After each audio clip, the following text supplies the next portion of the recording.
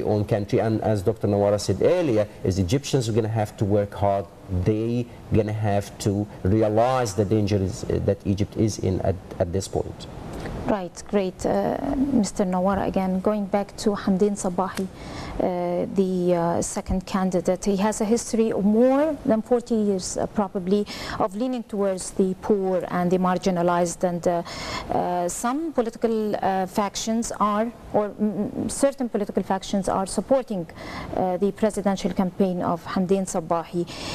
He made it clear that both health and education files will be topping his program, and he depends mainly on the word social justice. So if you could elaborate more on Hamdin Sabahi as a program, a presidential program. I really hesitate into talking a lot about programs, because as I said, this is... we have talked about Sisi, yes, we need to talk about Hamdin Sabahi. Absolutely. I think Hamdin Sabahi, as I said, in my opinion, and the people who will vote for him, they will vote for him not necessarily because they are socialist or because they are for social justice. Most Egyptians are very much for social justice and seeking social justice. But the people who will vote for Sabahi, it's for political reasons, because again, they believe that we need to have a president who is not that kind of a hero. You know, they are afraid again of this, having this army hero who would come, a strong man who would come and say, you know, this is my way of doing things. You cannot say Al-Askar anymore. You know, all these gestures, which you know, the other hand, the other side, you know, say that now this is a time to reinstate the state rule of law and so on. You know, so both every side. But it's not because of the beauty of anyone's programs. It is, again, because of the political situation. This is a political election. It's not about programs, because whoever will come as a president will have plenty of, as long as they had a good vision and good understanding of Egypt's basic you know, economic and national security issues, they will have plenty of consultants. And by the way, the new constitution tasks the prime minister and not the president of economic development. But again, this is not a traditional, this is not a typical election. But we have to realize that those who will vote for Hamdin Sabahi, they will not vote for him because he's a leftist or because of his social justice policies or because of, you know, whatever. They will vote for him because they believe that this is a time for reconciliation. We don't need another somebody from the army. We don't need a hero. We don't need a savior. We need a normal, average Egyptian whom we can talk back to. And but I remember earlier you highlighted the importance of the character in that presidential race. Those who will vote for him, they will vote for him based on character. Character is also important. Yes, they will be. That's what I'm saying. They will vote for him because of his character. They think that this man, with his character, he will be able to affect or accomplish reconciliation. And reconciliation is not with the Muslim Brothers. We will be wrong to say we don't need reconciliation. Egyptians don't want reconciliation. Everybody wants reconciliation. Not necessarily with the Muslim Brothers. You have millions of Egyptians who are supporters of Muslim Brothers, who are very alienated today, who think that we elected this man, but he was removed. This is a sizable chunk of Egyptians. And we need, and I think Sisi's challenge is to distinguish between Muslim Brothers as a terrorist organization and the millions of supporters of the Muslim Brothers. Let's say there are 5 million. You cannot antagonize 5 million Egyptians and hope to fix the country. So I would hope on the Egyptian tradition. Remember, after Mubarak came as a president, he immediately reached out to people who were alienated by Sadat, who were arrested in September 1981. So this is an Egyptian tradition. My hope is that after all this hard talk, if Sisi becomes a president or if Sabahi becomes a president, we see a reconciliation. I'm not saying with the Muslim Brothers, the terrorist organization. I'm saying with a sizable chunk of Islamists or supporters of Brotherhood or supporters of President Morsi, we need to bring them back to the table. We cannot say that anybody who voted for Morsi, these are 5 million people in the first round and 12 million people. But we also need to prioritize our demands. Unfortunately, we cannot fix the economy if we have a divided nation. This is a lesson many countries have seen, that if you have divided nations, Look at the universities. We could not have universities where we could not work on the universities. You continue to alienate people, and you continue to turn innocent people into terrorists, into violence, because they feel that they have been marginalized.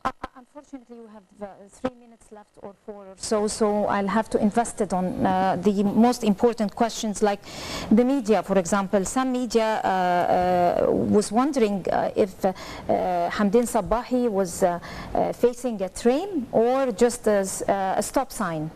But in reality, as we Egyptians are observing the political scene here, it's in the favor, don't you think? I mean, I'm not the one to admit it, but don't you think, Dr. Mehna, that it's in the favor of democracy to see a strong and true opponent with a totally different vision to the other opponent now, for the sake of democracy and for the sake of freedom of expression and for the sake of awareness for Egyptians? Always best. Even when Mubarak in 2005 started to that have, didn't exist yeah, before. It was just a fake, nothing active. But what we're having at the moment is a true opportunity for Egyptians to go out and choose based on their own will. Some people are supporting of Hamdin, believing in his vision. Some people are supporting him for political reasons. A lot of people, or many people, are supporting Marshal Sisi because of their worry about the national security and bringing stability back to the country. And I think as a first step, that's what we really need, is bring stability back to the country. Number two is bring the rank of Egypt, or the position of Egypt on an international sphere back to its power. We've been really mocked by a lot of small nations that never existed. Now they criticizing us. So I think absolutely what the priority of the Egyptians at the moment is national security, number one, international relation, the position of Egypt to be regained, and Egypt regains its power. And what we need for this as well is a proper leader, a manager that is able to have a vision, establish a reconciliation as part of management and leadership, and also being able to establish institutions and reform and restructure institutions. And from there on, most of our problems, even on health, education, will be all corrected and will be on our way for the new Egypt. A final question. It might take us like a couple of minutes, or maybe 1 minute. The tone that is being repeated, that youth aren't on Sisi's side and they're not going to go down to the ballots to vote for Sisi because the referendum, they keep saying that they're taking the referendum, the last referendum, as an example, and just because the scene lacked youth voting for their constitution, which was also a referendum for Sisi as president, somehow that means that they're not going to be supporting Sisi. So if you can elaborate on that. I'll allow Dr. Emad to speak first on this, because I think I spoke already. Okay. If you can, in 1 minute, if you can elaborate. On the youth side, I do believe that it's probably, from my point of view, it's a generation issue. The older generations are still thinking that the youth don't have the vision, don't have the experience, but that's not true. The evidence for this is they are the ones that started the revolution. They are the ones that removed tyrants and dictatorship, but at the moment they have no seats in a new Egypt. So what Sisi needs to look at, whether he's the president or Hamdin Sabahi, start to look at youth and support them and attract them to create as part of the reconciliation, because they have a lot to offer. And women? The answer is no. There is no doubt. There is no doubt. Women has really contributed, and as Marshal Sisi said, she pushes the whole family to go and vote, and that's what we need. Hopefully, Dr. Emad Mehna, Professor of Political Science, and Mr. Wael Nawara, the political analyst, would like to thank you very much.